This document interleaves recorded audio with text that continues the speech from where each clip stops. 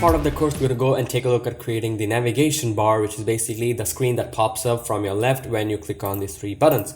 So let me just create that. So what I'm going to do is I'm going to click on the menu screen and just press Ctrl C and Ctrl V, and that's going to create a new screen for me. I'm just going to go double click on this and call this navigation bar, navigation screen, whatever, it doesn't matter.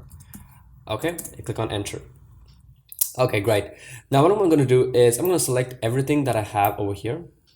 We can unlock the layer, but if you don't want to unlock it, that's completely up to you. And I'm just going to click and hold down shift and move everything over to the right side until I can see only these three bars. And I'm just going to click, and that's going to cut that off, and we have only this. Now all these elements we can go ahead and delete if you don't want to that, and that's not going to be an issue. Now what I'm going to do is I'm going to go and create a new rectangle on top of everything. And okay, I don't want any border, and the fill, I'm just going to make it a little darker, not a complete white. Perfect. Now what we are aiming for is a look like this. So basically this has my name, logo, user ID, lines, and stuff like that. So what I'm going to do is I'm just going to click on the navigation screen. I'm going to make a copy and come back to my original project and press paste, and that's going to copy that navigation screen for me so that I can just use this as a reference. So the logo is the logo which I'm going to just take along with the text. So I'm just going to hold down copy and paste and just drag them over and place them roughly somewhere around here, and also the line, and there we go, that's looking good. So basically you know how to create the line with the line tool, and the text, let's go and change the font of this to Typograph Pro. Okay, yes, that's fine.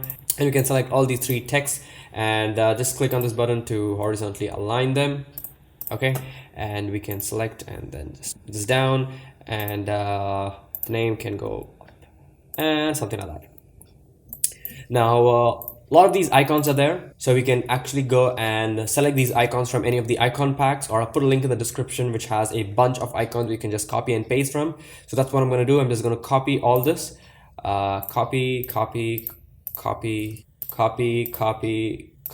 and copy all this.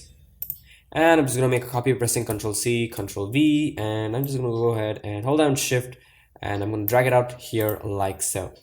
Now the text again is up to you. So I'm just going to copy the text again and place it over here, and this is going to be home. You can move a little bit over to the side, and you can also use the repeat grid and just repeat them like so, and you can increase the spacing of this. Okay, so basically how many do we want? We want 1, 2, 3, 4, 5, 6, 7, 8 totally. We want 8.